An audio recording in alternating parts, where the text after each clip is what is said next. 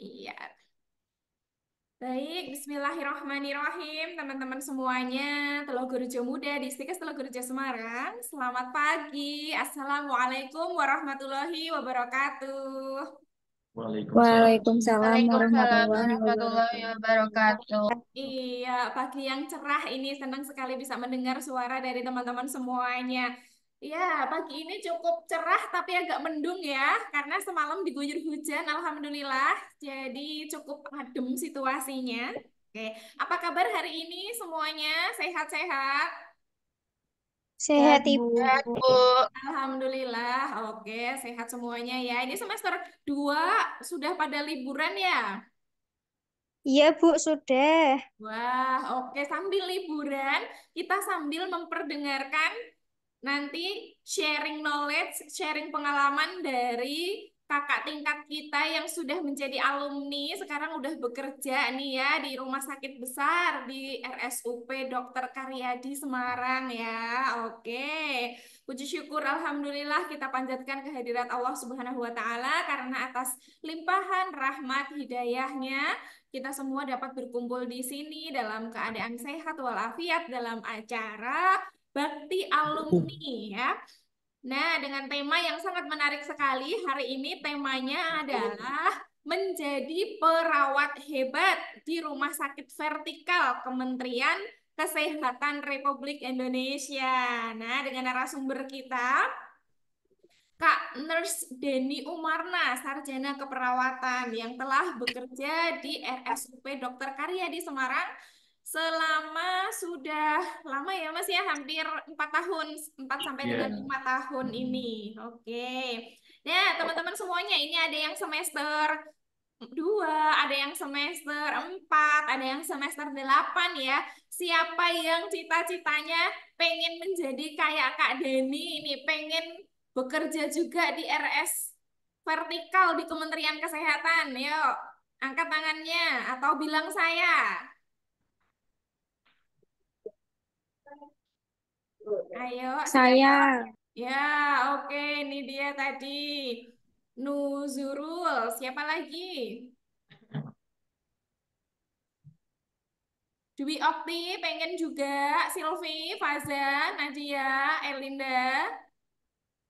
Nih Faza udah semester 8 nih. Rohmah, Naila, dan lain-lain Saya teman-teman yang Bu. lain.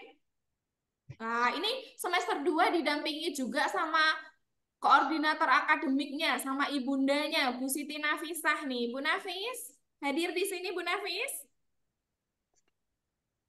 Oke, hadir Bu Tari. Wah, terima kasih Bu Nafis sudah hadir di sini juga mendampingi para mahasiswa kesayangannya yang akan mendengarkan sharing knowledge untuk bakti alumni hari ini ya Bu Nafis ya. Semoga nanti ini bisa menjadi gambaran bagi adik-adik kita, bagi mahasiswa kita, seperti apa sih dunia kerja itu, terutama seperti apa bekerja di rumah sakit vertikal di lingkungan Kementerian Kesehatan Republik Indonesia. Gitu nggih Bu Nafis?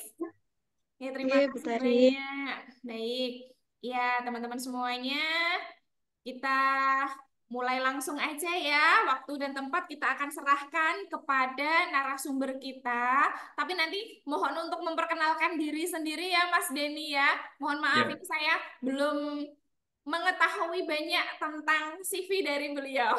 Nanti Ya. perkenalan diri, lulus tahun berapa, dan lain sebagainya. Dan ini yang menarik ya teman-teman semuanya, teman-teman bakal kita akan memberikan dua buah goodie bag menarik. Goodie bagnya ada bertuliskan stiker Selo Gorejo, di dalamnya ada note, pen, kipas, dan juga ada payung tuh. Menarik ya. Jadi nanti di akhir akan ada sesi tanya jawab. Setelah itu kita akan memberikan pertanyaan bagi teman-teman semuanya. Kalau yang bisa menjawab pertanyaannya, yang terpilih ya tentunya, bisa mengambil goodie bag-nya di Butari. Ya, oke. Jadi siap-siap ya untuk mendapatkan pertanyaannya dan menjawab dengan benar, gitu ya. Baik, langsung saja ini Mas Denny dengan Ya. nama Hmm. lengkapnya Mas. Nurse Denny Umarna, sarjana keperawatan yang akan menyampaikan sharing knowledge-nya tentang bagaimana menjadi perawat hebat di rumah sakit vertikal di Kementerian Kesehatan Republik Indonesia. Ya, sekarang silahkan Mas Denny. Ya, terima kasih Bu Tari. Assalamualaikum warahmatullahi wabarakatuh. Sebelumnya saya ucapkan terima kasih kepada Stikes Telogorejo Semarang yang telah memilih saya untuk menjadi perwakilan bakti alumni, mewakili banyak sih sebenarnya rekan-rekan lulusan Stikes Telogorejo yang berkarir di Rumah Sakit Umum Pusat Dr. Karyadi Semarang. Tapi ya alhamdulillah sekali lagi saya diberikan kesempatan untuk sharing pengalaman saya dari saya lulus sampai sekarang akhirnya bisa bekerja di eh, Rumah Sakit Umum Pusat Dr. Karyadi Semarang.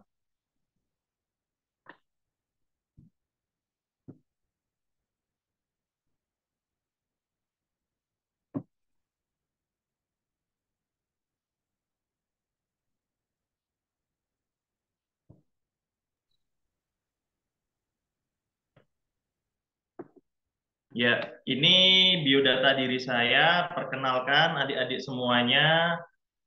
Nama saya Denny Umarna, tempat tanggal lahir Semarang 19 Januari 1992, yang mana sekarang berarti saya sudah berusia 32 tahun. Untuk agama Islam, status menikah, alamat. Untuk riwayat pendidikan saya, langsung aja ya dari SD itu saya dari SD, SMP, SMA, kuliah berada di Semarang semua. Kebetulan nggak pernah yang namanya untuk menikmati masa-masa pendidikan di luar kota gitu. Dari SD di SD Panggung Kidul 2 Semarang, SMP dari SMP Negeri 25 Semarang, kemudian lulusan SMA Negeri 5 Semarang.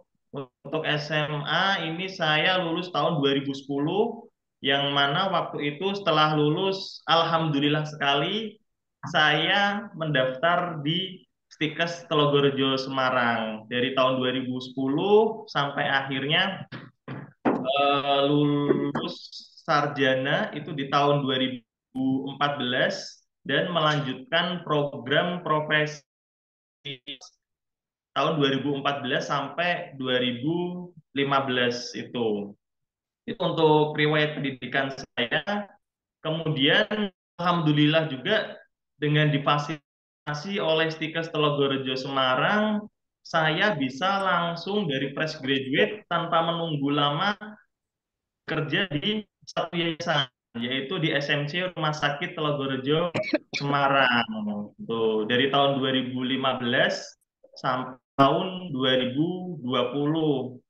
Setelah tahun 2020, saya harus hati nih melepaskan status saya sebagai pegawai Rumah Sakit Telogorejo Semarang dan beralih ke lain hati ke Rumah Sakit Dr. Karyadi Semarang sampai sekarang.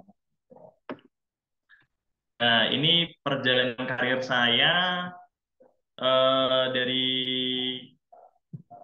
lulus tahun 2015 itu bulan September saya sudah langsung bekerja di Rumah Sakit Telogorejo Semarang.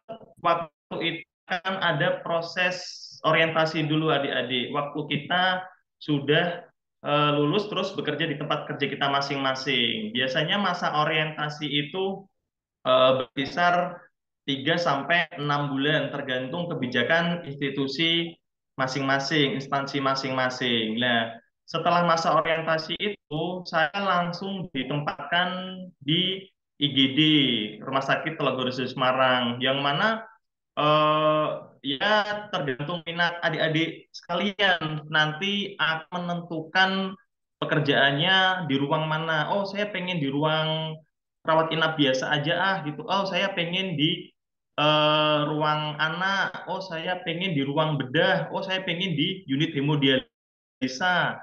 Oh, saya pengen di IGD. Nah, itu mungkin bisa adik-adik kejar mulai dari proses pendidikan sekarang, keminatan gitu. Mungkin kalau yang udah semester 7, 8, 6 itu udah mulai agak tertarik nih bakal bekerja di unit mana gitu. Tapi ya tidak menutup kemungkinan adik-adik yang baru terjun ke dunia keperawatan itu bisa mengulik-ngulik, itu tertarik akan hal ini itu sampai akhirnya nanti eh, bekerja di unit yang disukai. Bagaimana kalau nanti tidak bekerja di unit yang disukai karena tuntutan dari instansinya gitu, yaitu harus adik-adik terima, harus berbesar hati. Soalnya apa? Dalam dunia pekerjaan itu ya kita harus beradaptasi dengan lingkungan. Sama kayak saya waktu dulu itu waktu kuliah sama sekali saya tidak begitu suka dengan yang namanya IGD. Karena apa? Karena IGD itu sesuatu hal yang crowded menurut saya. Harus diburu-buru, harus cepat-cepat. Sedangkan saya pengennya slow, santai, sampai akhirnya waktu kuliah itu seminatan saya terkait CKD atau gagal ginjal, yang mana tujuan akhirnya nanti saya pengen kerja di unit hemodialisa. Tapi apalah daya, sewaktu di dunia kerja saya ditempatkan di IGD, yang mana mau nggak mau saya harus beradaptasi dan sampai akhirnya saya malah suka nih dengan IGD gitu. Kenapa kok suka? Karena ya menurut saya simple banget kerja di IGD itu. Tuh. Jadi pasien datang, kita lakukan pengkajian, habis selesai pengkajian, kemudian tata laksana, habis tata laksana, kalau udah membaik atau boleh pulang ya akan dipulangkan, kalau enggak ya boleh diinapkan gitu. Sesimpel itu kalau kerja di IGD gitu. Itu kalau menurut saya. Nah, begitu pula waktu nanti kerja di unit ICU gitu. Itu juga mindset tiap orang, ah aku nggak suka nih kerja di ICU itu pasiennya jelek-jelek kayak gitu, ribet. Nah, sama ini juga yang saya alami sewaktu saya berkarir. Dulu waktu saya kuliah itu hal yang paling saya hindari adalah IGD dan ICU. IGD aja saya nggak suka, apalagi ICU udah pasien jelek dia berlama-lama lagi sampai akhirnya setelah ada rezeki untuk pindah ke rumah sakit Karyadi sampai akhirnya sekarang saya ada penempatan di ruang ICCU, yaitu di bagian instalasi rawat intensifnya. Jadi tahun 2015 September sampai 2020 saya bekerja di IGD sampai akhirnya saya ikut perekrutan, waktu itu ada lowongan terima, dan waktu 2020 itu tetap sama prosesnya. Waktu ini saya sudah di Rumah Sakit Karyadi, ada proses orientasi dulu selama 6 bulan di sana. Orientasi itu nanti kita akan di rolling, jadi ke ruang A, B, C, D, E seperti itu sampai akhirnya nanti akan ditetapkan di ruang mana. Nah, waktu itu saya untuk penempatan pertama kali ada di instalasi rawat inap kelas 3 dan unit stroke, lebih tepatnya ke ruang Raja Wali 2B dari September 2020 sampai Mei 2021. Nah, setelah itu kebijakan harus ada penambahan kapasitas tempat tidur 10% dari kapasitas total tempat rumah sakit. Sedangkan itu kapasitas bornya cukup gede, tempat tidurnya ada 1.200-an lebih tempat tidur, yang mana 10% dari itu harus dialokasikan untuk ruang ICU, yang mana harusnya ada 120 bed untuk ICU. Tapi waktu itu hanya ada sekitar 80-an tempat tidur, sampai kapasitas tempat tidur, dan harus juga penambahan SDM atau tenaga. Maka dari Mei 2021 itu ada proses perekrutan siapa nih yang mau ke ruang ICU. Nah, saya coba nih aji mumpung karena saya udah ada bekal nih di IGD. Saya waktu di IGD dulu itu juga sempat ikut pelatihan-pelatihan, workshop-workshop, pelatihan kayak BTCLS, yang mana semua pelatihan yang saya ikuti itu alhamdulillah sangat berguna untuk kedepannya. Nah, berkat pelatihan-pelatihan itu saya daftar, saya punya pengetahuan lebih, knowledge, kemudian skill, sampai akhirnya lewat tes dan pelatihan selama 3 bulan di ICU, saya lolos dan ditempatkan di instalasi intensif IRIN gitu. IRIN di Rumah Sakit Karyadi itu membawahi beberapa ruangan. Ya mungkin kalau adik-adik yang udah pernah praktek di rumah sakit hanya mengenal oh ICU, ICCU, itu HCU gitu. Tapi kalau di Rumah Sakit Karyadi semua unit kritis itu di bawah naungannya instalasi rawat intensif. Yang mana di bawah instalasi rawat intensif itu ada ICU surgikal, kemudian ICU medikal, kemudian ada PICU, kemudian ada NICU, dan di Karyadi sendiri ada penamaan ICCU. ICU surgikal itu yang mana adik-adik kalau nanti minat di ruang ICU yang pasien-pasiennya itu habis operasi berat, ya, misalnya kraniotomi nih, gitu, habis ada perdarahan ICH, tuh surgikal, neuro, atau enggak bedah digestif pasien-pasien yang post laparotomi itu mungkin masuknya di instalasi rawat intensif yang ICU surgical. Untuk yang kasus lagi ada itu ICU medical subnya, itu kasus-kasus yang tanpa pembedahan tuh, misal pasien dengan gagal nafas gitu karena ketoasidosis diabetik seperti itu. Nah, saya waktu itu Mei 2021 sampai Februari 2022 penempatan di ICU Surgical sampai akhirnya setelah Februari 2002 saya dimutasi ke ruang ICCU yaitu Intensive Cardiac Care Unit yang mana kasusnya ini lebih spesifik ke bagian jantung saja tuh kasus-kasus jantung, baik jantung kasus medikal ataupun kasus surgikal. Kasus medikal yang biasanya ada di ruang ICCU itu kasus-kasus pasien ACS atau serangan jantung atau STEMI. Tuh, pasien kena serangan jantung itu dilakukan tindakan PCI, percutaneous coronary intervention atau bahasa awamnya pasang ring. Nah, pasang ring, pasien pasang ring harus diobservasi dulu di ruang intensif, lebih tepatnya di ruang ICCU kalau di Karyadi. Atau pasien-pasien yang lebih kompleks lagi, pasien-pasien cardiac surgery atau bedah jantung. Tuh, apa saja sih pasien bedah jantung? Ya mungkin kalau yang semester-semester 8 sudah menerima materi ini, yaitu pasien koronari, bypass kasus kompleks lain, misal namanya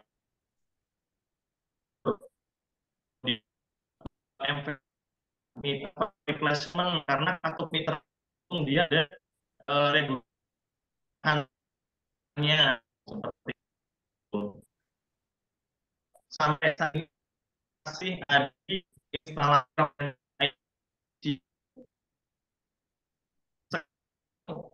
aja ini gitu. Soalnya ya awal-awal mungkin kurang bagi saya, soalnya emang pressure kerjanya lebih tinggi. Tingginya karena di sini ada program bedah jantung, yang mana pengawasannya ketat sekali. Pasien-pasien dengan program bedah jantung itu. Awal-awal saya masuk di sini sempat terpressure, tapi masa iya saya sudah naik posisi yang cukup bagus, saya harus turun lagi ke bangsal biasa seperti itu. Jadi saya harus adaptasi nih, itu saya harus belajar lagi tentang pasien-pasien bedah jantung itu gimana, perawatannya gimana, pasien-pasien ACS itu gimana, perawatannya gimana. Ya semuanya itu kita harus adaptasi dengan lingkungan kita. Selama itu untuk meningkatkan level kita. Ini sekilas soal perjalanan saya. Soal Karyadi, begitu berikut saya lampirkan video profil Rumah Sakit Umum Pusat Dr. Karyadi Semarang.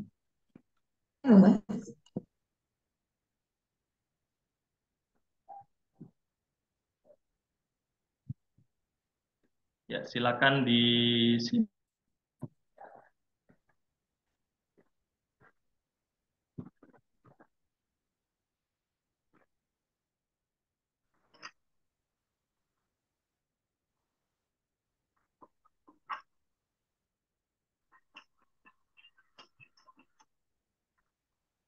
Oke, mohon maaf Mas Denny, sepertinya suaranya belum masuk. Ya, benar, Bu. Oke.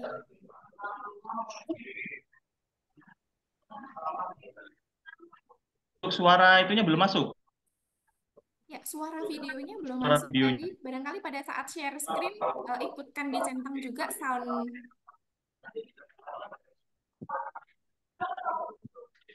di checklist bagian sound. Oh, bentar, bentar, bentar. Oke.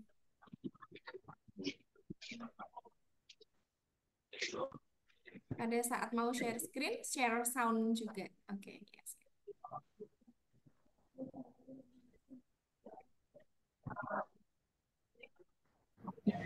Udah masuk? Oke, ya, siap, udah masuk.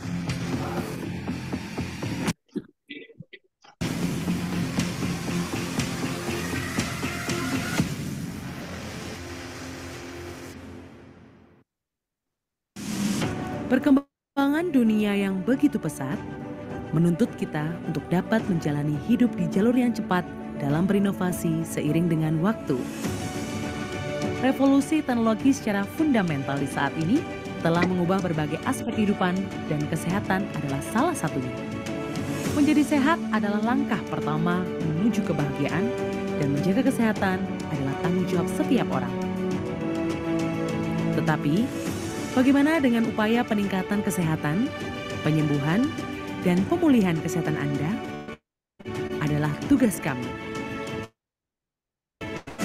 Rumah Sakit Umum Pusat Karya di Semarang, yang merupakan rumah sakit kelas A pendidikan dan berfungsi sebagai rumah sakit rujukan nasional di bawah Direktorat Jenderal Pelayanan Kesehatan Kementerian Kesehatan Republik Indonesia.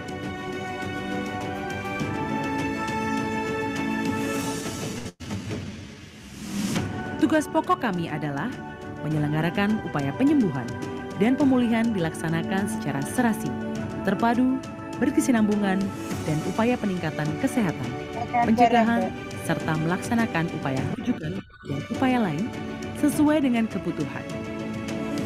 Sebagai rumah sakit yang modern dan memiliki daya saing di tingkat internasional, kami selalu mengandalkan tenaga medis dan staf kami yang profesional sebagai standar pelayanan kesehatan yang berpedoman pada kepercayaan, integritas, peduli, profesional, efisien, dan kebersamaan dengan perpaduan pemanfaatan teknologi modern. Rumah Sakit Umum Pusat Dr. Karyadi menetapkan beberapa layanan unggulan antara lain jantung terpadu,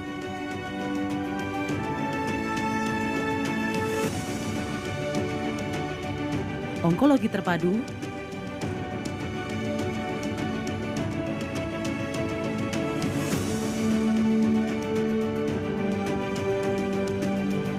transplantasi organ,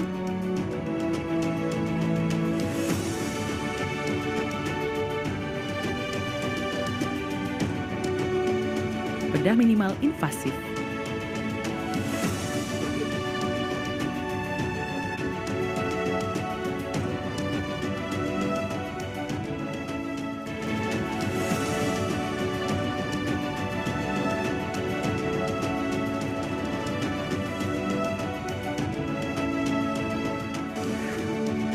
sebagai rumah sakit yang menerapkan Tridharma, yakni dalam pelayanan, pendidikan, dan pelatihan, kami senantiasa terbuka terhadap perkembangan teknologi medis baru dan terus berupaya untuk meningkatkan kualitas pelayanan dan berlandaskan pada kemanusiaan, motivasi, jujur, dan integritas yang tinggi dalam meningkatkan mutu pelayanan, sehingga Rumah Sakit Umum Pusat Dr. Karyadi dapat berbenah diri menjadi Smart Hospital.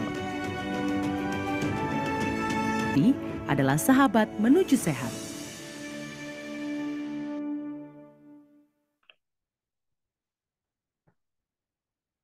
Kamu sering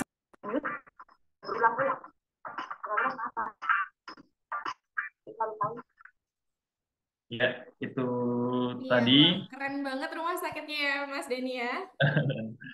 sekilas soal profil dari Rumah Sakit Umum Pusat Dr. Karyadi Semarang, adik-adik sekalian, yang mana mungkin bisa jadi salah satu pertimbangan nanti adik-adik bisa ikut bergabung dengan saya ataupun dengan teman-teman atau rekan-rekan yang sudah duluan join ke Rumah Sakit Karya di Semarang gitu. Berkarir di sini ya insya Allah cukup lah kayak gitu. Semuanya itu cukup dari segi persepsi kita masing.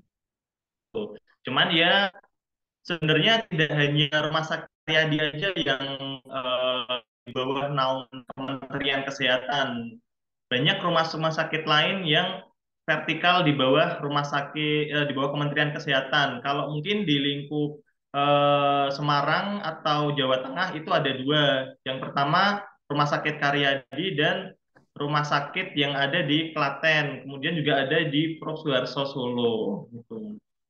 Nah, ini bagaimana sih perekrutan yang ada di Rumah Sakit Karya di Semarang? Nah, eh, tahun ini kita sedang menunggu keputusan dari Kemenpan, Kementerian Pendayagunaan Aparatur Negara ataupun Kementerian Kesehatan yang mana akan ada lowongan untuk pembukaan P3K ataupun ASN gitu. Tergantung nanti keputusan dari Kemenpan atau Kemenkes yang lebih dibutuhkan mana P3K ataupun ASN seperti itu.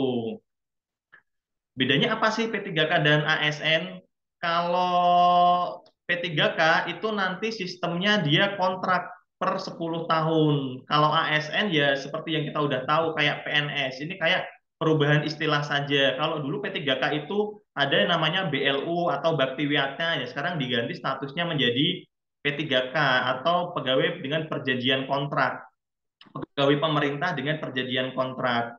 Nah, setelah adik-adik memantau di website resmi dari Kemenkes atau bkn.co.id, nah kita lihat di sana ada formasi putar perawat, itu nurse terutama. Nah kalau ada formasi, dan nanti kita pantau untuk syarat-syaratnya itu apa saja. Gitu. Syarat-syaratnya apa saja? Ijazah, STR, transkrip nilai, surat keterangan akreditasi. Ini syarat-syarat yang dulu sih waktu saya proses perekrutan, dulu itu sempat ada problem yang agak susah. Soalnya waktu saya lulus itu tahun 2015, akreditasi kampus dan akreditasi prodi itu masih C, yang mana waktu itu minimal kalau rumah sakit swasta itu akreditasinya harus A, dan kampus negeri itu akreditasinya harus B. Dulu terkendala di akreditasi. Tahun 2016 nih saya udah coba daftar ke Rumah Sakit Karyadi, tapi tetap dari seleksi administrasi tidak lolos waktu itu. 2016 saya coba daftar di Karyadi, nggak lolos. 2017 eh, juga tidak lolos juga. 2018 itu akreditasi kampus dan prodi udah berubah jadi B. Saya lolos seleksi administrasi sampai akhirnya lolos maju ke seleksi kemampuan dasar, itu nggak lolos di sini. 2016, 17, 18 saya nggak lolos, sampai akhirnya saya udah capek nih. Kayaknya susah nih kalau harus daftar ke Karyadi. Ada pembukaan PNS tahun 2019, saya coba aji mumpung ke rumah sakit di Solo, Rumah Sakit Dr. Muardi. Itu juga kebetulan nggak lolos juga, sampai akhirnya di tahun 2020 saya baru bisa perekrutan di Rumah Sakit Karyadi Semarang. Tuh. Nah, bagaimana adik-adik yang mau berkiprah di rumah sakit lain di bawah naungannya Kementerian Kesehatan selain Karyadi? Ya nanti bisa tinggal diikuti aja alurnya dari formasi CPNS ini itu yang dibuka di mana? Yang dibuka dari setiap instansi dia buka. Bisa aja tahun ini Karyadi tidak mengalokasikan kuota untuk pembukaan karyawan baru, penerimaan karyawan baru. Bisa saja mungkin di rumah sakit vertikal yang lain yang pengen berkarir di Jakarta nih misal. Tuh banyak di sana rumah sakit vertikal Kemenkes yang lebih hebat mungkin dari Karyadi. Ada rumah sakit jantung nasional harapan kita, itu spesifik khusus pasien-pasien jantung. Ada rumah sakit PON, pusat otak nasional, RSUP Fatmawati, RSUP Persahabatan. Kalau yang lebih bagus lagi mungkin rumah sakit Cipto Mangunkusumo Jakarta itu. Atau mungkin kalau adik-adik ada yang dari Bandung, mungkin bisa coba di Rumah Sakit Hasan Sadikin Bandung. Atau kalau yang dekat dari Semarang mungkin di Jogja, itu RSUP Dr. Sarjito Jogja. Atau kalau yang pengen sekalian, aku pengen kerja sekalian liburan di Bali misal, ada di sana juga Rumah Sakit Vertikal Kementerian Kesehatan, RSUP Sanglah Denpasar Bali. Jadi banyak banget formasi-formasi yang di bawah naungannya Kementerian Kesehatan. Tapi ya itu, proses untuk menuju ke titik pengumuman penerimaan ini saingannya cukup berat. Tapi dengan saingan yang cukup berat itu tidak mematahkan harusnya langkah kita untuk menggapai. Dari saya yang dulu tahun 2016, 17, 18, 19, saya terus mencoba setiap kali ada lowongan CPNS, saya terus coba. Itu entah terkendala dari akreditasi kampus, entah nilai, entah apapun itu, coba dulu aja. Itu apapun itu, selama itu bagus buat kita, coba nggak ada salahnya. Tuh, dari yang 2020 saya seleksi administrasi lolos, kemudian ada seleksi kemampuan dasar. Itu semuanya nanti based on CAT, Computer Eyes. Tuh, jadi ada TWK nanti, tes wawasan kebangsaan. Ini proses seleksinya biasanya belum mencakup materi-materi perkuliahan. Ini masih seputar peraturan perundang-undangan, kemudian ada tes intelijensi umum, itu kayak seputar matematika dan teman-temannya. Mungkin nanti adik-adik bisa coba cari di YouTube ataupun platform lain, itu ada contoh-contoh soal seleksi kemampuan dasar. Tuh, bagi yang udah nyoba sekali jangan langsung oh ini aku udah bisa nih kayak gitu. Terus coba soalnya ya dengan kita mencoba kita akan mempunyai kemampuan lebih. Ada tes wawasan kebangsaan, tes intelijensi umum, kemudian dia tes kepribadian. Ini kayak psikotes nanti, tapi dalam bentuk soal-soal. Kalau adik-adik udah bisa melewati seleksi kemampuan dasar, nah nanti akan masuk ke jenjang selanjutnya, yaitu seleksi kemampuan bidang. Nah ini baru nanti materi-materi perkuliahan akan ditampilkan di sini semua. Soal-soal seputar keperawatan kalau emang dari pihak keperawatan yang pengen diambil. Itu. Setelah seleksi kemampuan bidang lolos, nanti baru dapat pemberian surat keterangan dari Direktur Pengangkatan Pegawai. Nah, setelah diangkat, nanti proses yang akan dilakukan yaitu orientasi dulu, masa orientasi. Masa orientasi itu kurang lebih berkisar 6 bulan. Seperti yang saya tadi sampaikan, waktu saya berkarir di Rumah Sakit Karyadi, habis 6 bulan saya masa orientasi, langsung ditempatkan di unit biasa dulu, rawat inap kelas 3 dan unit stroke Raja Wali 2B. Mungkin adik-adik yang pernah menjenguk tetangga atau saudara di Karyadi mungkin nggak asing dengan istilah Raja Wali. Soalnya ya Karyadi itu atau rumah sakit pemerintah identik dengan pasien-pasien yang banyaknya kelas 3, sedangkan unit Raja Wali itu terfokus untuk pasien-pasien yang kelas 3. Nah, waktu saya di rumah sakit Karyadi, itu ada levelnya nanti. Yang mana level-levelnya itu harus kita tempuh. Sekarang saya masih ada di level yang paling bawah, soalnya saya masih taraf 4 tahun. Untuk naik level itu minimal 4 tahun. Itu PK. Kalau istilah level di profesional lapangan itu PK namanya, perawat klinis. Itu perawat klinis itu ada 1, 2, 3, 4, 5.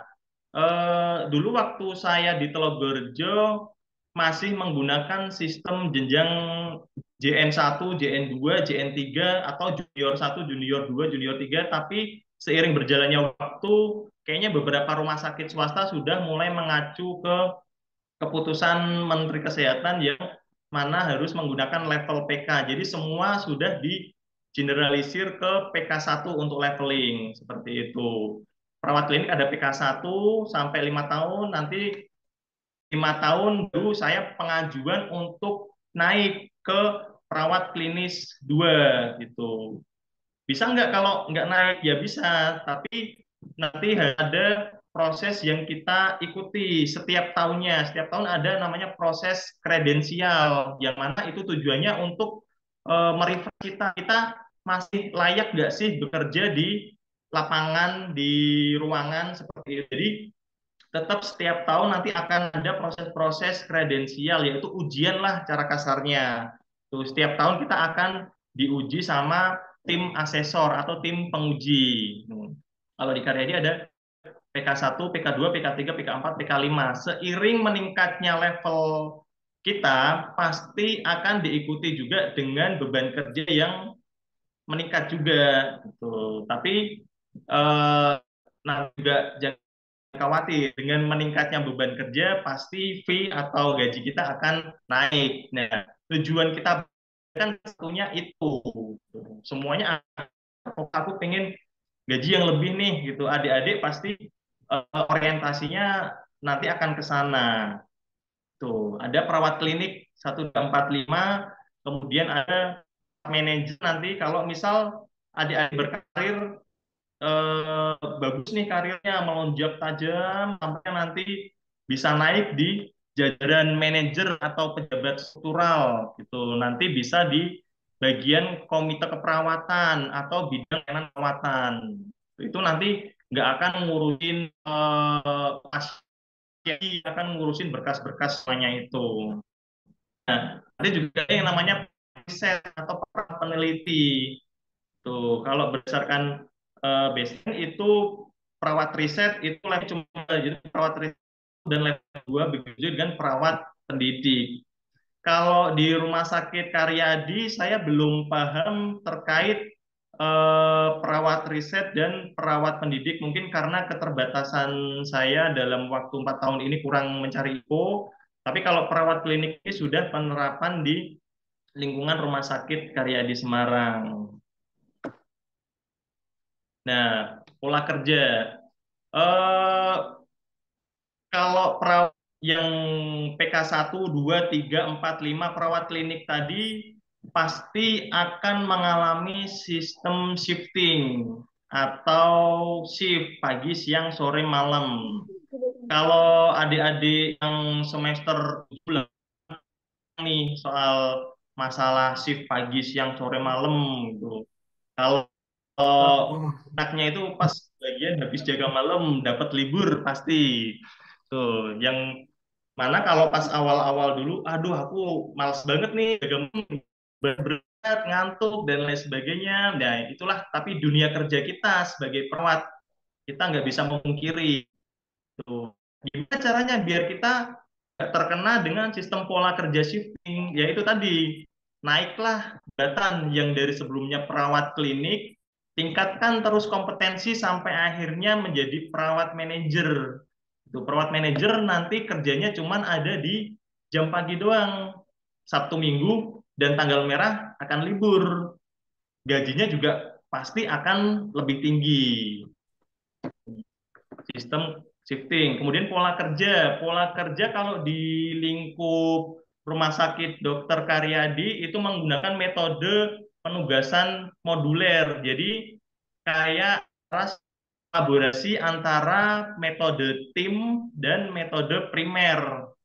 Tuh, jadi kalau di bangsal biasa itu satu perawat kadang bisa pegang sampai 4 atau 5 pasien. Kalaupun emang crowded, jarang banget di pressure sampai pegang 6 pasien itu jarang. Itu kalau di bangsal biasa. Tapi kalau di bangsal saya, di ruang ICU, itu memegang maksimal 2 pasien gitu. 2 pasien enak ya, kalau cuma 2 pasien, ya semua tergantung dari tingkat ketergantungan pasien. Pasien-pasien ICU, kenapa kok perawat kasih beban cuman pegang 2, sedangkan di bangsal pegang sampai 5 pasien. Nah, kita tahu bahwa ICU itu ruang intensif, pasiennya jelek-jelek, tingkat tergantungannya total, pasien nggak sadar, kita harus gercep, peka dengan tanda-tanda monitor dan sekitar seperti itu. Jadi ya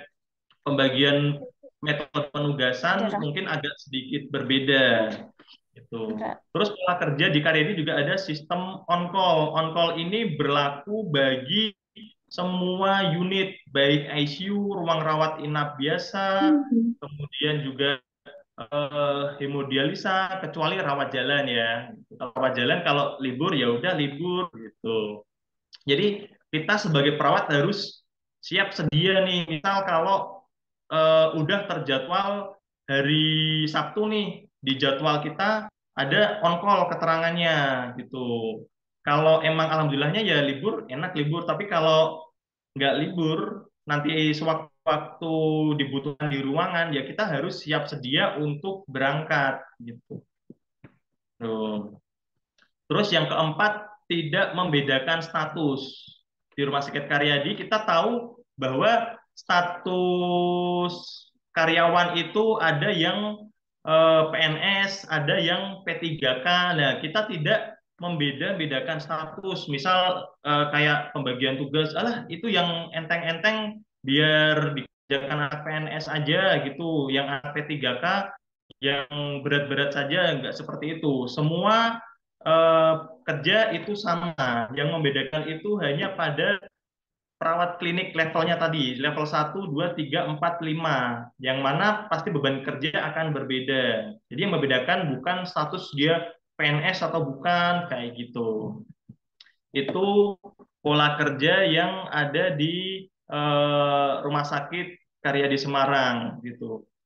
Ada juga yang mungkin adik-adik udah pernah jenguk di Karyadi, waduh pasiennya banyak nih, apalagi waktu kredit-kreditnya gitu, bangsalnya banyak gitu. Ada yang nggak, aku nggak mau di Rumah Sakit Karyadi, beban kerjanya terlalu tinggi.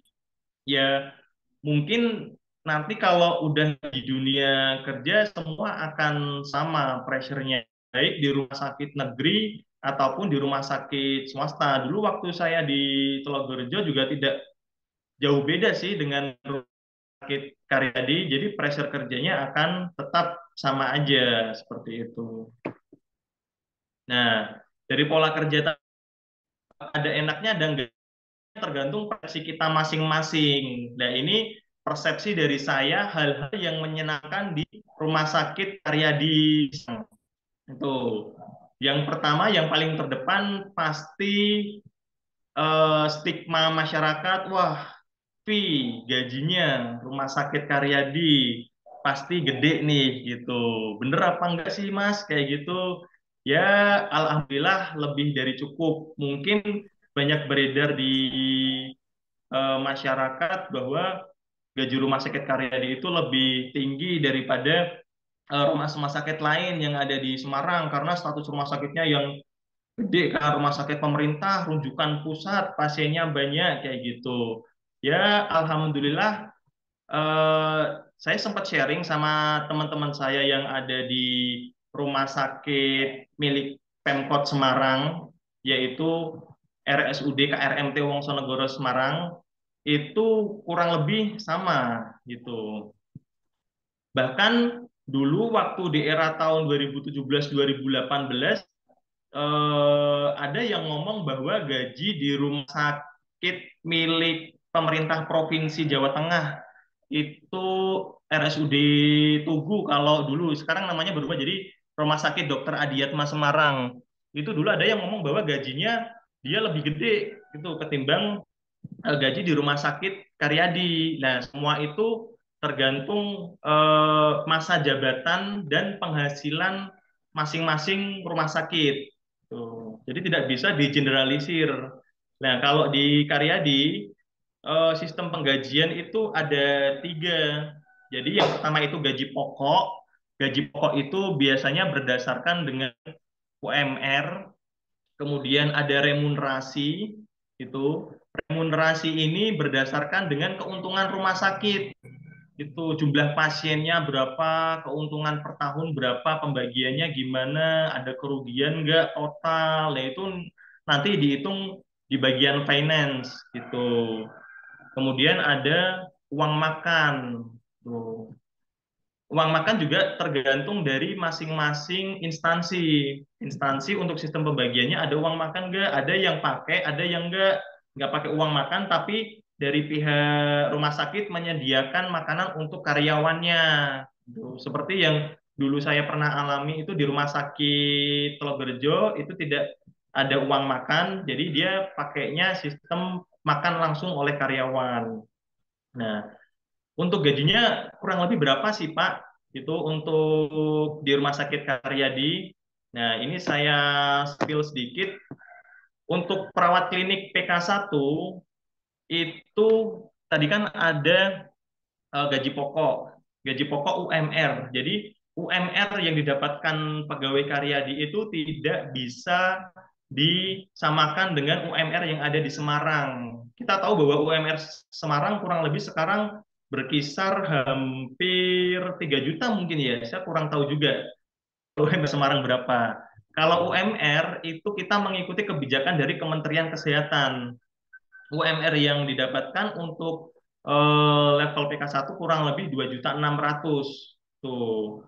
Selain UMR nanti ada juga sistem remunerasi. Remunerasi ini bervariasi.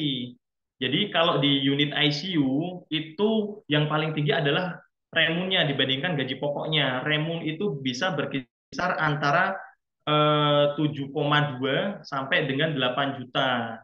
Kemudian uang makan itu berkisar per bulan hampir kurang lebih 700.000. Jadi untuk sebulan, untuk yang levelnya PK1, gaji di Karyadi itu berkisar antara 11 sampai 12,5 juta. Wah, luar Tuh. biasa banget. Untuk menunjukkan ya, untuk perawat klinik PK1 yang dia baru masuk di Rumah Sakit Karyadi. Tuh, dibandingkan dengan mungkin ya kita tahulah rumah sakit swasta karena dia berdiri sendiri, harus mencari uang sendiri, gajinya mungkin belum sebesar apa yang ada di Karyadi. Saya dulu tuh termotivasi ingin masuk rumah sakit pemerintah, salah satunya karena gajinya yang tinggi. Dulu waktu saya program profesi nurse di Rumah Sakit Muardi, itu sempat dapat motivasi dari alumni Stikes Telogorejo, saya lupa namanya. Dia sebagai CI di ruang anak Rumah Sakit Muardi. Itu, ayo deh, kamu daftar. Waktu itu saya disuruh untuk daftar ke Rumah Sakit Muardi. Kalau ada lowongan daftar aja sini ke Rumah Sakit Muardi. Di sini enak kayak gitu. Langsung disampaikan bahwa gajinya lumayan kalau di sini gitu. Terus saya tanya, berapa Bu gajinya di sana gitu. 12 juta untuk waktu itu tahun 2015 gitu. Wah, saya kaget tuh 2015 udah dapat gaji 12 juta. Tuh, yang mana waktu itu mungkin dari segi analisa saya, beliau sebagai CI ya mungkin jenjangnya kurang lebih PK2 atau PK3, perawat klinis 2 atau perawat klinis 3. Dari situ saya tergiur nyoba, ya udah saya harus bertekad harus masuk ke rumah sakit pemerintah gitu, atau rumah sakit negeri. Saya pengen ngejar gaji yang cukup lumayan gitu. Tapi ya semua itu bisa kita dapatkan setelah kita masuk ke instansi tersebut. Gitu.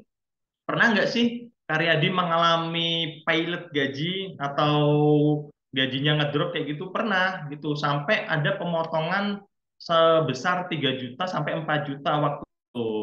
Jadi ya semua tergantung situasi sih. Jadi kalau situasi waktu itu emang lagi pilot ya, lagi krisis ya mungkin akan ada penurunan gaji di Karyadi dibandingkan mungkin di waktu yang sama rumah sakit Tugu sedang jaya-jayanya nih, dia gajinya akan naik. Jadi kalau gaji sih menurut saya itu general seperti itu. Kalau gaji juga ya selain di rumah sakit Karyadi mungkin banyak sih rumah sakit lain atau mungkin job desk lain yang bisa kita dapatkan gitu. Misal kita cuman kerja di rumah sakit daerah yang beban kerjanya nggak terlalu tinggi nih, itu mungkin gajinya cuman berkisar 4 juta, 5 juta. Nah, tapi si orang tersebut dia punya jiwa wirausaha yang tinggi. Jiwa wirausaha yang tinggi sampai akhirnya dia buka praktek mandiri. Ingat ya adik-adik, praktek mandiri keperawatan. Itu kita bisa hanya sebatas memberikan asuhan-asuhan keperawatan, tapi kita bisa memodifikasi. Ada banyak kok teman-teman kita yang rekan-rekan itu yang membuka praktek mandiri, tapi pelayanan yang diberikan itu lebih dari apa yang harusnya kita berikan di luar. Misal sirkumsisi seperti itu sebenarnya bukan ranah kita. Meskipun juga di era sekarang sirkumsisi itu eh, hal yang cukup profit, menguntungkan buat kita. Tuh. Selain itu juga mungkin ada yang baru-baru fresh graduate nanti injeksi atau suntik-suntik apa ya, itu saya lebih menyarankan kalau untuk mencari pundi-pundi rupiah jangan dari hal-hal tersebut seperti itu. Kalau misal kita mau berkarir, ada banyak contoh.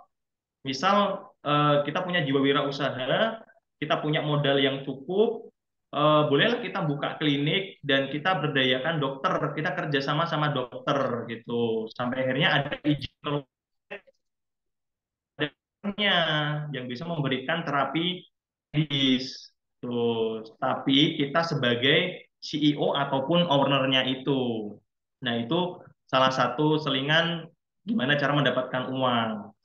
Kemudian hal menyenangkan lain yang ada di Rumah Sakit Karyadi yaitu fasilitas yang memadai, cukup lengkap. Kalau menurut saya sih di Karyadi apapun yang dibutuhkan pasti ada. Soalnya di sana juga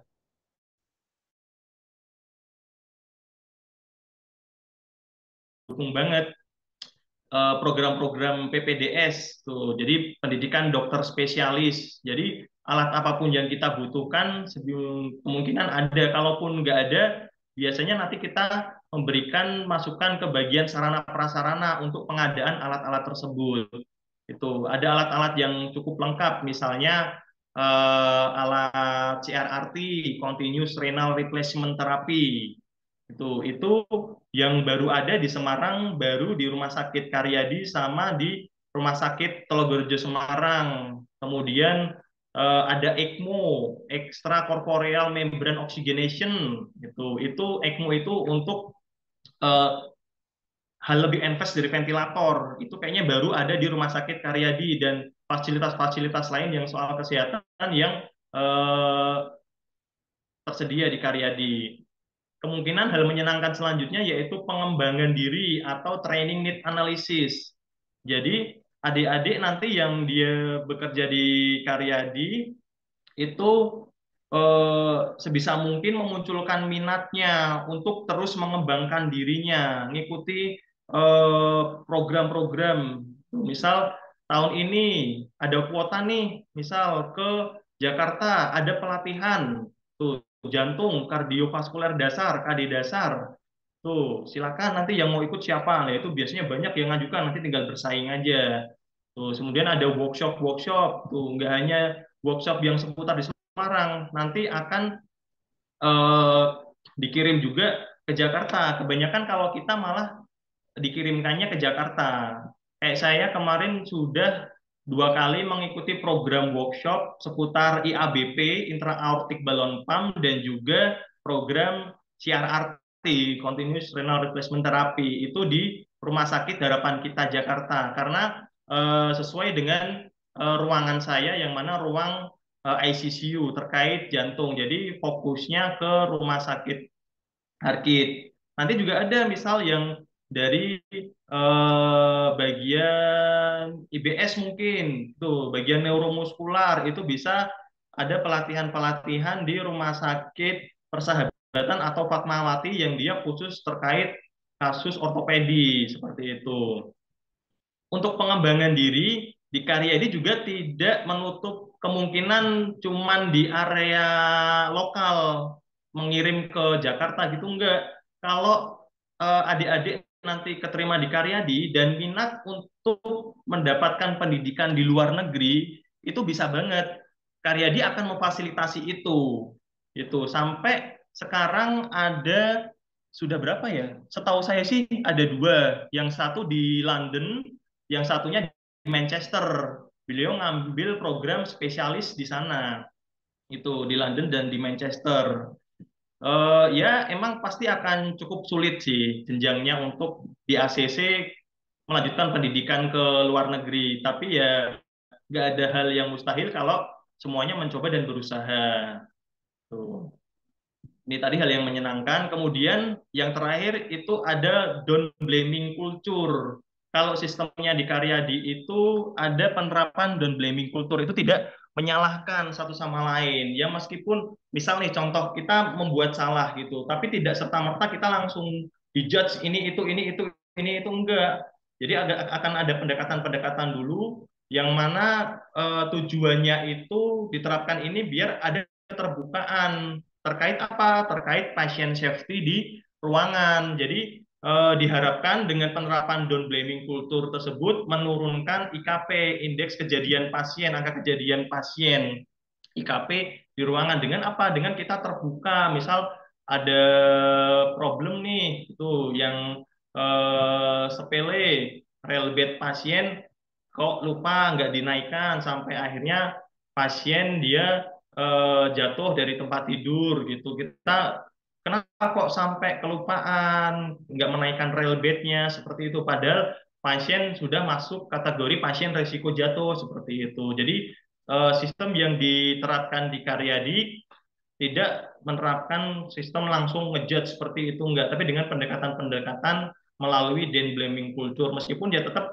nanti akan ada punishment-punishment seperti itu. Selanjutnya ada tantangan bekerja di Rumah Sakit Karyadi. Ini versi saya, job desk dan beban kerja, yang mana semua tantangan-tantangan ini jangan sampai menjadi halang buat kita untuk terus berkarir. Tuh. Seperti yang sudah saya sampaikan tadi, job desk di Karyadi cukup berat gitu. Kalau emang kita mau melakukannya sesuai dengan SOP yang berlaku. Tuh. Kita perawat di perkuliahan kita udah diajarkan tentang kredibilitas kita, integritas kita. Kita harus memberikan pelayanan yang paripurna kepada pasien. Kita tidak boleh semena-mena gitu. Jadi job desk dan beban kerja, kemudian proses mentoring. Tuh, proses mentoring di sana cukup ketat di Karyadi. Jadi perawat-perawat yang dia levelnya sudah tinggi, misal saya masih pegawai baru di ruang ICCU, saya akan dimentori oleh si A. Ya, si A itu akan mendidik saya gimana sih caranya buat menjadi perawat di ICCU. Nah, itu pressure-nya cukup tinggi kalau menurut saya. Tapi dengan pressure yang tinggi itu, ya saya nggak harus oh ya udah aku nggak bisa nih kayaknya jadi perawat ICCU. Udahlah saya balik aja ke bangsal biasa aja. Ada nggak yang seperti itu? Ada di Karyadi juga ada. Sampai akhirnya ada rekan-rekan yang dia nggak kuat di ICU, mereka bilang ke kepala ruangnya, Bu, saya minta tolong dipindah tugaskan aja di unit saya yang sebelumnya kayak gitu dengan alasan kebanyakan sih karena pressure kerja yang berat seperti itu. Kemudian tantangan bekerja di Rumah Sakit Karyadi ada proses kenaikan level dan jabatan. Tadi kita tahu bahwa kenaikan level itu kalau perawat klinis kita yang di lapangan itu ada PK 1, 2, 3, 4, 5. Itu untuk PK 1 ke PK 2 itu maksimal harus ada masa kerja 5 tahun dulu. Tidak hanya masa kerja 5 tahun, ada nanti syarat-syarat lain. Itu harus misalnya refleksi diskusi kasus. Tuh. Selain itu juga mungkin nanti ada RDK dan lain sebagainya. Tuh, selain itu juga ada integritas. Tuh, integritas di sini kita harus terus menimbulkan vibes-vibes positif yang mana kita tidak boleh terpaku dengan senior-senior kita yang sudah dulu dengan pola kerja yang kurang bagus. Terus tantangan bekerja di rumah sakit Karyadi selanjutnya adalah stigma negatif. Tuh, stigma negatif yang saat ini melekat ada di Karyadi yaitu soal performa rumah sakit yang kurang begitu bagus. Jadi banyak omongan-omongan yang saya dengar, waduh, pelayanan di rumah sakit Karyadi kok kayak gini ya. Tuh, waduh, nanti jangan dibawa ke rumah sakit Karyadi. Kalau dibawa ke rumah sakit Karyadi nanti bisa mati, kayak gitulah. Itu stigma-stigma negatif yang mana kita harus luruskan. Kita harus memberikan pandangan ke masyarakat bahwa eh, kalau emang pasien itu kronis dan harus dibawa ke Karyadi, jangan menunggu sampai yang kronisnya terlalu berlarut-larut. Harus sesegera mungkin di rumah sakit dahulu sebelumnya mau merujuk Karyadi segera diproses ke Karyadi seperti itu. Nah, ini perbedaan rumah sakit Karyadi dengan rumah sakit yang lain yaitu menurut saya dari status rumah sakit yang dia kepemilikan dari Kementerian Kesehatan, rumah sakit lain statusnya juga berbeda. Ada yang dia di naungannya pemerintah provinsi, ada di bawah naungannya pemerintah kota Madia, seperti itu adalah rumah sakit swasta. Kemudian kompleksitas penyakit yang mana rumah sakit Karyadi itu penyakitnya bervariasi berat-berat kayak gitu, rumah sakit rujukan yang mana beda dengan rumah sakit tipe B ataupun tipe C. Kemudian alat penunjang juga mungkin beda karena status rumah sakit Karyadi rumah sakit rujukan pusat, kemudian kapasitas tempat tidur juga yang mana juga cukup gede itu 1.200. Kemudian ada luas wilayah yang cukup luas. Karyadi memiliki luas wilayah 19 hektar. Jadi kalau dulu difasilitasi sepeda, kalau sekarang enggak, biar eh, karyawannya jalan kaki, biar lebih dekat gitu. Nah, itu jelas soal tadi pengalaman saya di Rumah Sakit Karyadi. Untuk selanjutnya saya kembalikan kepada Bu Tati.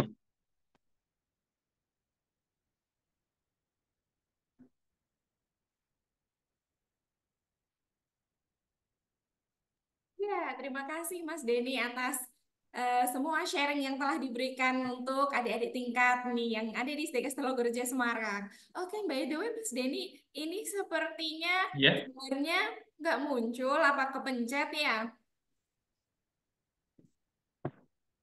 iya Nah, Bu, pencet Bu, oke. maaf. Siap. Hmm. Ya, baik, luar biasa banget ya tadi ya, menarik sekali sharingnya. Kita baru tahu loh, jadi wow, oh di rumah sakit Karyadi itu ternyata luar biasa ya. Ya segala sesuatunya, mulai dari budaya kerjanya tadi, kemudian pola kerjanya, tantangannya, kesempatan untuk mendapatkan apa namanya pengembangan dirinya juga keren banget luar biasa. Oke, selanjutnya kita akan membuka sesi pertanyaan kepada para peserta yang hadir di sini. Silahkan bertanya. Untuk nanti pertanyaan untuk goodie bag dan hadiah buat para peserta nanti di akhir ya kita kasih pertanyaan yang sudah kami siapkan bagi siapa yang beruntung menjawab dengan tepat. Goodie bag-nya nanti bisa diambil di Butari. Ada 2 buah, jadi nanti ada 2 pertanyaan ya. Oke, sebelum pertanyaan tersebut, silahkan nih bagi yang penasaran apapun tentang bagaimana bisa bekerja menjadi seorang tenaga kesehatan, khususnya perawat ya di sini ya, untuk bisa bekerja di rumah sakit vertikal itu bagaimana caranya misalnya, atau apapun yang teman-teman ingin tanyakan kepada narasumber kita, silahkan.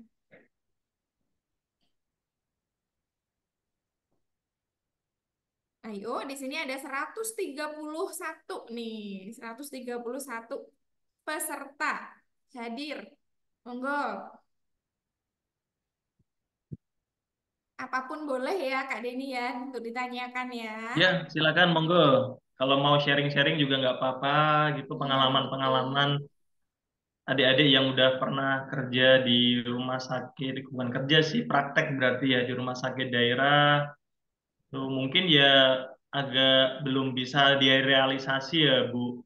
Adik-adik kita ini mendapatkan lahan praktek di Karyadi dengan cukup kasus yang lumayan terkendala MOU mungkin sama statusnya itu. Iya, Itu yang betul. saya sayangkan sih. Saya berharapnya mungkin dari pihak eh, pendidikan di Karyadi bisa membuka lagi. Jadi eh, kampus-kampus lain bisa masuk ke Karyadi untuk lahan praktek. Dulu sempat Iya. ada tuh karya husada Hmm. tuh, tapi habis itu kebijakan tertentu sehingga sekarang yang hanya bisa praktek di Karyadi cuman Undip eh, kampus-kampus negeri saja, Undip dan dan Poltekkes. Poltekkes. Nah, itu yang sangat saya sayangkan sih sebenarnya karena kasusnya bener-bener bagus banget, kompleks banget gitu loh. Iya, betul ya. Memang kebijakan dari sana ya, dari pemerintah pusat memang untuk bisa Iya, berpraktek di rumah sakit umum vertikal, khususnya di RSUP, itu memang harus dari universitas besar dan terakreditasi A. Bahkan untuk swasta yang udah terakreditasi A sekalipun juga belum bisa gitu, karena ada syarat-syarat oh iya, itu iya. gitu ya. Oh, Ya sebenarnya luar biasa banget ya kesempatan itu. Cuma kita kalau memang belum bisa ke sana, setidaknya tadi yang seperti saya sampaikan di awal tuh Mas Denny, iya, kita bersyukur diberi kesempatan untuk pelatihan bersama dengan iya. beliau yang ada di sana, kemudian melaksanakan penelitian di sana juga, dan Hmm. diberi kesempatan juga untuk ikut mengelola rumah singgah yang nantinya akan kita Iya. gunakan bersama gitu. Iya. Hmm. Oke. Ayo teman-teman semuanya silahkan bertanya kepada narasumber kita mumpung ada di sini loh. Informasinya banyak banget ini yang dimiliki oleh Kak Deni. Silahkan. Ayo di sini juga ada alih jenjang ternyata Mas yang hadir. Ada tadi saya lihat Bu Ya, Yulia Nelly dari SMC juga hadir di sini. Bu Yulia, apa kabar? Masih bergabung di sini kah? Bu Nelly?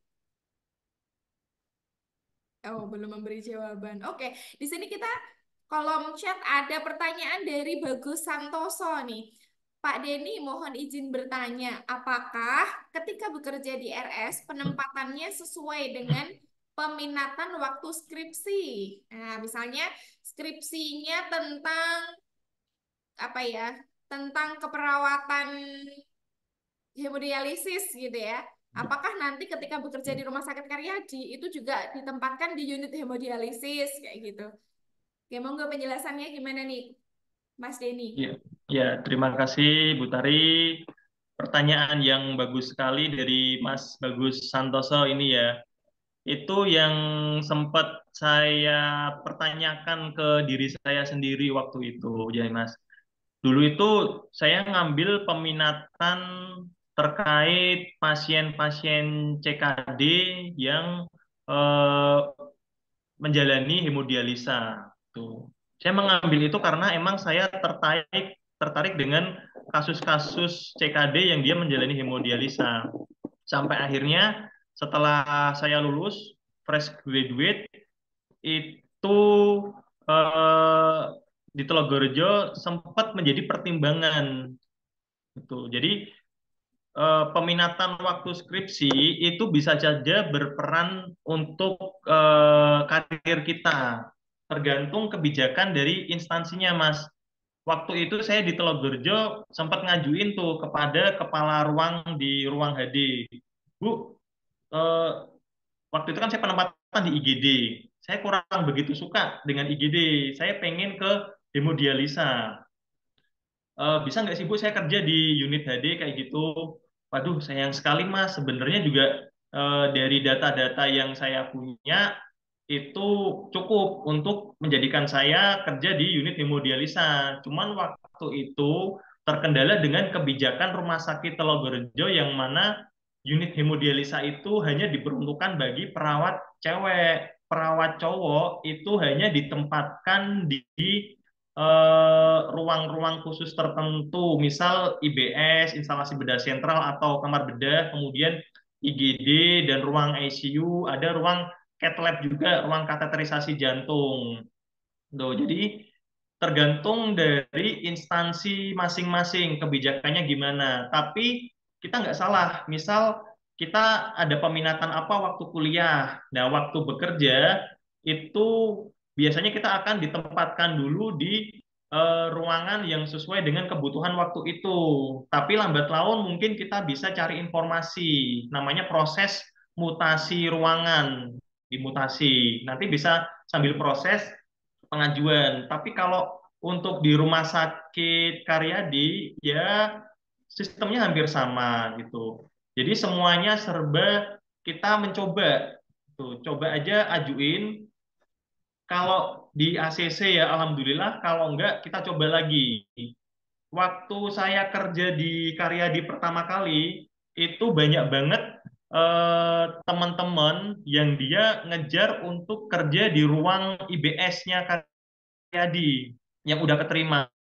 Sampai akhirnya pada ngajuin diri ke kepala ruang, ngobrol-ngobrol lah seperti itu, cari informasi dulu ke kepala ruang.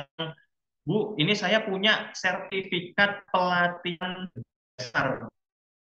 Kalau punya sertifikat pelatihan dasar, dia ngajuin ke kepala ruang sampai akhirnya diusulkan dan ya kenyataannya proses masih sesuai dengan apa yang kita mau. Semuanya itu harus kita yang adaptasi dengan lingkungan butuhnya apa, dan kita yang harus beradaptasi itu butuhnya dengan sesuai yang kita minat, ya kita harus cepat masuk gitu. Seperti itu Mas. Jadi semuanya nggak serta merta apa yang menjadi minat kita waktu kuliah skripsi bisa terrealisasi gitu kurang lebihnya Mas. Nah, seperti itu tadi ya Mas Bagus. Oke, sudah terjawab dengan jelas ya. Monggo selanjutnya silahkan yang hendak bertanya lagi.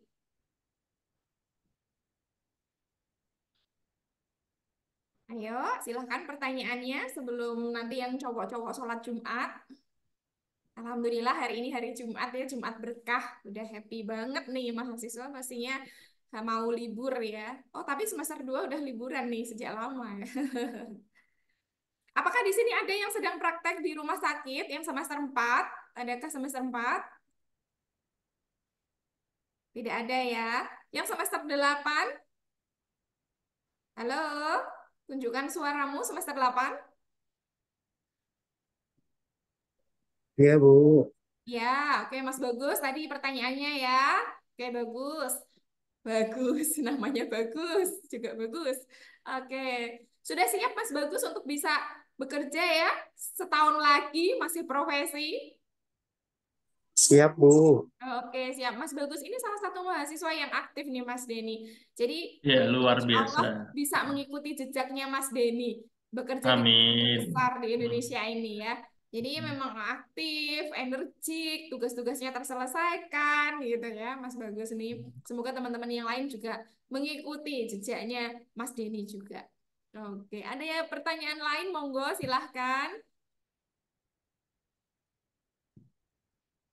Ayo, boleh menulis di kolom chat kalau misalkan malu-malu untuk menyampaikan langsung, atau kalau misalkan aduh kolom chat agak lama nih ngetiknya, bisa langsung open kamera, open mic, tanya ke Mas Denny langsung, silahkan. Oke, Bu Tari tunggu ya sambil kita ngobrol dulu nih Mas Denny. Nah, tadi menarik sekali ya. Iya, Bu. Mungkin kalau secara rekrutmen nih Mas, rekrutmen di Karyadi dulu tips dan triknya seperti apa sih supaya bisa lolos sebagai salah satu perawat yang ada di rumah sakit tersebut? Kalau tipsnya sih tetap prinsip saya berusaha, ikhtiar dan tawakal sih Bu. Semua proses itu nggak ada yang instan gitu. Jadi awal berkarir mungkin nanti adik-adik yang fresh graduate akan mengalami gimana sih dunia kerja itu. Jadi, waduh kok agak berat ya seperti ini kerja di keperawatan, gitu. Tapi ya tetap tekad masing-masing harus ditumbuhkan. Nggak ada kata terlambat sih bagi saya dan mungkin beberapa orang lain yang punya prinsip yang kuat, yang setelah tahu, waduh dunia keperawatan ternyata kayak gini ya gitu. Semuanya masih bisa kita rubah. Tuh, awal mulai mungkin agak berat kalau emang langsung masuk ke rumah sakit Karyadi atau rumah sakit pemerintah lainnya, basicnya dia dari perekrutan CPNS kayak gitu. Soalnya sepengalaman saya itu karyawan-karyawan yang dia keterima di rumah sakit pemerintah PNS itu dia biasanya udah ada pengalaman 3 tahun, 4 tahun, 5 tahun dulu di rumah sakit sebelumnya dari berawal coba terus. Jadi setiap tahun, setiap kali ada pembukaan lowongan, dia akan mencoba gitu. Nah, pas pembukaan lowongan itu mencoba, pasti akan ada usaha dulu sebelumnya. Gitu.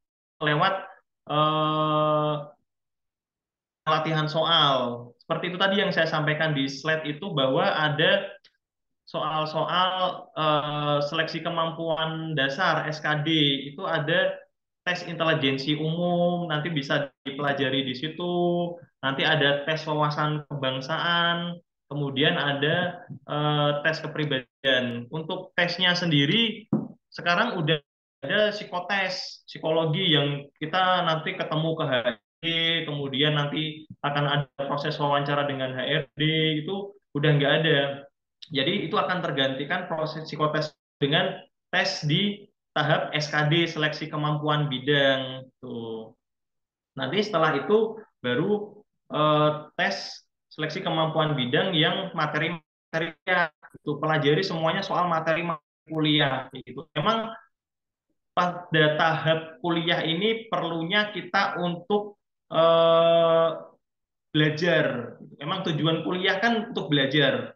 Itu kita harus belajar, belajar, belajar dan belajar. Soalnya di belajar prinsip saya itu penerapan sistem belajar continue terus menerus. Begitu pula dengan perawat. Perawat juga belajarnya akan terus menerus, update ilmu terus menerus. Seiring berkembangnya zaman akan update ilmu terus. Jadi proses pembelajaran kalau yang mau masuk ke PNS ya SKD, SKB dipelajari terus seperti itu sampai akhirnya mungkin sudah familiar dengan soal-soal PNS. Dengan sudah familiar itu secara tak langsung mungkin kalau kita ada kesempatan yang bagus kita akan tinggi dan bisa lolos. Seperti itu sih Bu. Oke, baik, oke Kak Deni, makasih banyak untuk sharingnya luar biasa ya. Nah, ini tips yang sangat menarik banget yang bisa teman-teman terapkan, adik-adik terapkan ya. Karena memang sekarang masih ada di semester 2, 4, 6, 8. Berarti masih punya banyak waktu. Termasuk Iya. teman-teman yang semester 8 pun juga masih punya waktu nih setahun ke depan untuk benar-benar mempersiapkan diri seperti yang Kak Denny bilang tadi, belajar, continue, terus-menerus, kenali soal-soal SKD, SKB gitu ya, biar nanti tiba masanya teman-teman udah lulus, udah siap untuk rekrutmen, bisa lanyah, bisa benar dalam mengerjakan soal-soalnya, sehingga punya kesempatan yang besar untuk bisa diterima di Karyadi ataupun rumah sakit besar negeri lainnya gitu. Termasuk tadi harus ada juga upaya-upaya doa, ikhtiar, penuh harapan, optimis gitu ya Kak Deni ya. Oke, terima kasih banyak Kak untuk motivasi, semangatnya untuk adik-adik semuanya. Nah, ini di kolom chat ada juga pertanyaan dari Aulia Khairuneka. Selamat siang, mohon izin bertanya. Sebagai fresh graduate, apakah mungkin ada pelatihan lain yang dibutuhkan sebagai penunjang karir di RS selain BTCLS? Oke, monggo nih Kak Denny. Ya, coba saya jawab ya Bu ya. Ya, Ini juga silakan. pertanyaan bagus sekali nih Mbak Aulia. Itu sempat terbesit benak saya waktu saya lulus 2015 itu eh, ada yang lagi booming pelatihan bedah dasar. Tuh, waktu itu di Karyadi eh, saya sempat ngobrol-ngobrol kayak gitu waktu proses profesi nurse Bu di Rumah Sakit Muwardi Solo. Di Rumah Sakit Muwardi Solo itu saya bertemu dengan mahasiswa-mahasiswa dari kampus lain. Itu yang mana mahasiswa-mahasiswa kampus lain itu juga sudah ada pandangan nih dia mau kerja di mana, kayak gitu sampai akhirnya timbul perbicaraan ikut pelatihan apa nih itu yang bisa menunjang kita waktu kerja bisa langsung di unit yang kita pengen. Tuh.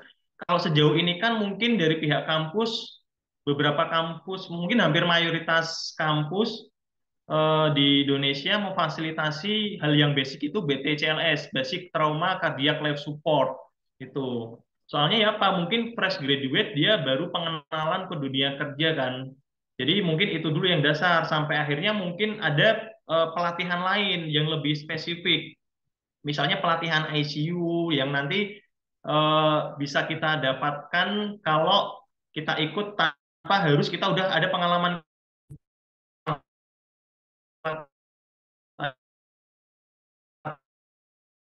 ada waktu saya banget kerja di IBS enggak ruang gede saya ngincar untuk pelatihan gede dan pelatihan bedah dasar waktu itu hari-hari yang mengadakan pelatihan itu dan itu waiting listnya cukup lumayan 2 tahun masing-masing itu soalnya dua pelatihan itu salah satu pelatihan yang favorit waktu zaman saya Bu itu pelatihan.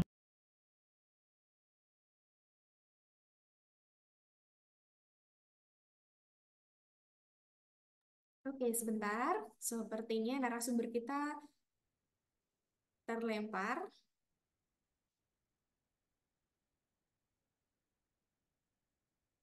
Oke, kita tunggu terlebih dahulu ya teman-teman ya, sampai beliau bergabung kembali. Ini sudah hampir di akhir sesi. Ini sudah Udah. bergabung kembali. Oke, Kak, siap. Sepertinya tadi terlempar ya, mungkin karena sinyalnya unstable. Oh iya Bu, saya lanjutkan ya Bu ya. Monggo, dilanjutkan, Kak. Oh ya, sampai akhirnya saya tidak memutuskan untuk mengambil pelatihan itu karena waiting list yang cukup lama sampai 2 tahun, begitu dengan hemodialisa. Jadi ya saya tetap mengikuti proses pembelajaran yang ada waktu itu sampai akhirnya ya penempatan di ruang IGD itu. Sebenarnya pelatihan itu nanti akan membantu kita, apalagi kita fresh graduate kan, fresh graduate yang mana setelah kita lulus, kita menunggu untuk rumah sakit mana aja yang membuka lowongan. Nah, itu kita bisa mengikuti pelatihan-pelatihan spesifik, kayak pelatihan bedah dasar di IBS, pelatihan hemodialisa, pelatihan ICU, mungkin sekilas itu yang bisa kita pakai. Terlepas itu nanti banyak banget pelatihan-pelatihan lain advance yang bisa adik-adik ikuti sewaktu sudah di instansi masing-masing sudah bekerja. Tapi kalau menurut saya dengan mengikuti pelatihan itu nggak ada salahnya.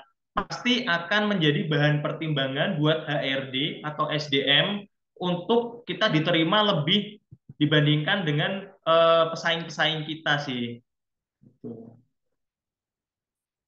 Iya, setuju sekali Kak Denny tadi bahwa memang kesempatan-kesempatan yang ada itu memang harus digunakan untuk mengembangkan diri, nggih. untuk mempersiapkan Iya, diri, ikut pelatihan-pelatihan, ikut berbagai training, workshop, seminar, semuanya. Pokoknya semua upaya pengembangan diri itu akan sangat bermanfaat sekali untuk jenjang karir berikutnya di rumah sakit. Bahkan bukan hanya untuk kenaikan jenjang karir saja, tetapi juga penting tentunya untuk meningkatkan kompetensi diri gitu ya. Dan bagi mahasiswa seperti tadi Kak Deni bilang, bahwa kalau sudah lulus sambil menunggu rekrutmen, sambil menunggu tes, ya gunakan manfaatkan waktu sebaik-baiknya untuk mengembangkan diri, ikuti berbagai pelatihan yang ada. Bahkan nanti kalau sudah di rumah sakit ada waiting list yang cukup lama tadi ya untuk beberapa pelatihan-pelatihan favorit gitu. Memang kita harus menyediakan, kalau mahasiswa ya, harus menyediakan dana lebih ya untuk mengikuti pelatihan, iya. seminar, workshop. Kadang-kadang, sayang banget nih dananya gitu. Tetapi ada istilah yang mengatakan bahwa investasi kepala ke atas itu jauh lebih bermanfaat dibandingkan dengan investasi kepala ke bawah. Artinya ketika Iya, kita berinvestasi, menyisihkan sebagian yang kita punya untuk mengembangkan diri, pelatihan, meningkatkan kompetensi, itu pasti bakal berkembang, pasti bakal jauh mendapatkan income yang lebih lagi gitu ya, Kak. Oke, semoga nanti teman-teman kita, adik-adik tingkat, bisa mengikuti jejak Kak Deni nih. Bahkan ikut pelatihan-pelatihan banyak ini selama menjadi mahasiswa ya. Oke, amin, amin. amin ya Allah ya Rabbal Alamin. Adakah lagi yang hendak bertanya? Bertanya secara langsung silahkan. Kalau tidak, berarti kita sudah sampai di penghujung acara nih Kak Deni. Nah, seperti yang saya sampaikan tadi, bahwa kita akan memberikan 2 pertanyaan kepada peserta ya. Silahkan nanti boleh angkat tangan. Kak Deni dibantu melihat siapa yang angkat tangan pertama, nanti kita tunjuk. Nah, ini akan mendapatkan goodie bag ya. Nanti ada 2 buah pertanyaan. Nah, tetapi kalau misalkan ada yang angkat tangan, kemudian diberikan kesempatan untuk menjawab, kalau jawabannya belum tepat, bisa dilempar ke teman yang lain gitu ya. Oke, jadi nanti dipilih untuk jawaban yang paling tepat ya teman-teman ya. Oke, siap-siap ya. Apakah sudah siap semuanya?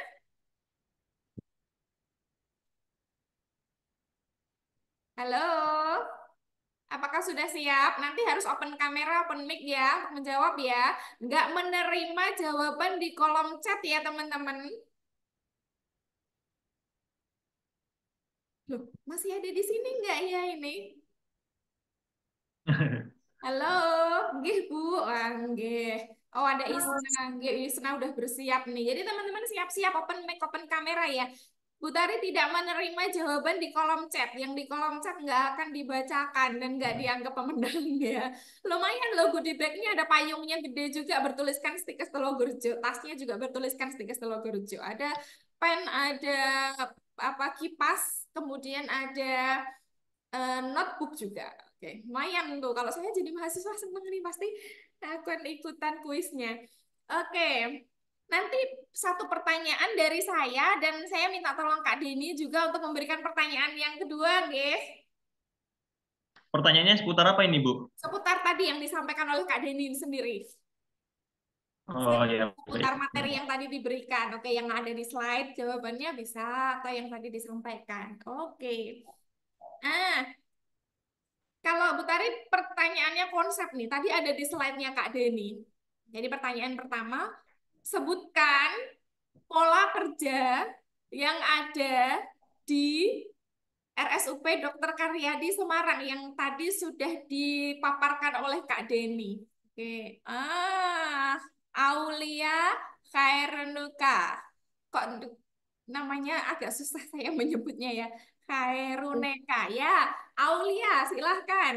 Open kameranya. Iya. Baik, Oke, sudah Ibu. siap menjawab? Ya, Ibu. Oke, silahkan. Ibu, Jawabannya apa? Kak Denny nanti kalau dibantu untuk mengecek apakah benar jawabannya Aulia ya. Silahkan Aulia.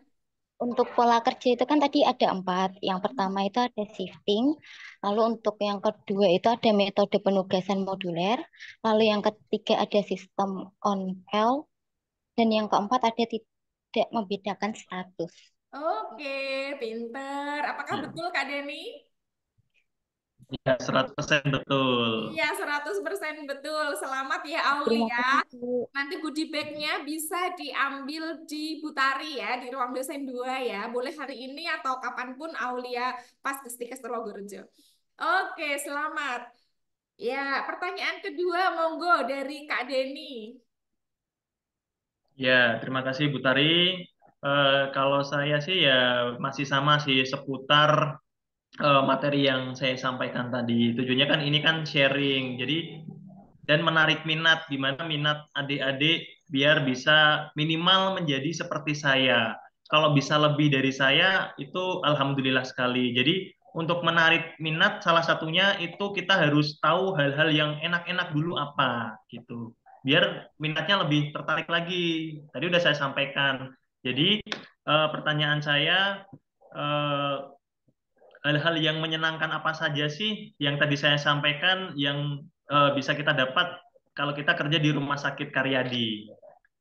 Oke, ya. Di sini ada Siti Yuliana. Oke, Ana. Panggilannya saya lupa. Kalau nggak salah Yulia atau Liana atau Ana ya. Juliana Ibu. Oh, Yuliana. Oke, silahkan. Yuliana udah siap menjawab pertanyaannya? Iya Ibu, hal-hal Oke, yang silahkan dijawab. baik Ibu, hal-hal yang menyenangkan di Rumah Sakit Karyadi ada free atau gaji pokok, remunerasi atau uang makan, ada fasilitas yang memadai, rumah sakit pendidikan, terus pengamanan diri, TNA atau training net analisis, dan do, do not blaming Carter. Oke, pinter. Apakah betul, Kak Deni? Ya, sama, betul juga 100%. Alhamdulillah, Menyimak dengan baik berarti. 100%. Iya, baik. Selamat untuk Yuliana. Nanti hadiahnya bisa diambil di tempatnya Butari ya. Oke, selamat untuk Aulia dan Yuliana sudah menjawab dengan tepat, mendapatkan goodie bag yang menarik nanti. Baik, dengan demikian sudah berakhir sesi sharing knowledge kita, bakti alumni kita di siang hari ini. Kami mengaturkan ucapan terima kasih yang sebesar-besarnya kepada alumni kita, Kak Deni Umarna, atas waktu, kesempatan, sharing knowledge-nya yang diberikan untuk adik-adik kita. Tentunya apa yang tadi sudah disampaikan sangat bermanfaat untuk adik-adik tingkat, mulai dari semester 2, 4, 6, dan 8, dan bermanfaat untuk semua kita yang hadir di sini. Semoga bisa menginspirasi teman-teman semuanya, bisa menjadi motivasi untuk bisa bekerja di berbagai rumah sakit besar di Indonesia, menjadi bagian dari person yang memberikan pelayanan kesehatan sebaik-baiknya kepada masyarakat kita, gitu ya. Oke, terima kasih Kak Deni. Kami Ya, Bu. ucapkan permohonan maaf apabila selama penyelenggaraan acara ini ada sesuatu yang kurang berkenan di hati Kak Deni ataupun di hati adik-adik semuanya. Kami akhiri. Wabillahi taufiq wal hidayah. Wassalamualaikum warahmatullahi wabarakatuh. Waalaikumsalam warahmatullahi wabarakatuh. Oke, selamat melanjutkan Waalaikumsalam. aktivitas ya Kak Deni ya. Terima Ya, kasih banyak loh. sukses selalu untuk kita Iya, semua. sukses selalu juga untuk kita semuanya. Sukses selalu untuk Kak Deni di RSUP Dokter Karya di Semarang. Semoga di tingkatnya nanti banyak yang menyusul ke sana setelah ini. Amin. Amin. Ya, izin undur diri ya, Bu Tari ya. Ya, biar Persiapan monggo Jumatan Kak ya. Deni. Ya, mohon izin juga untuk Ye. end meeting ya. Oke, terima kasih. Assalamualaikum warahmatullahi wabarakatuh. Waalaikumsalam warahmatullahi wabarakatuh.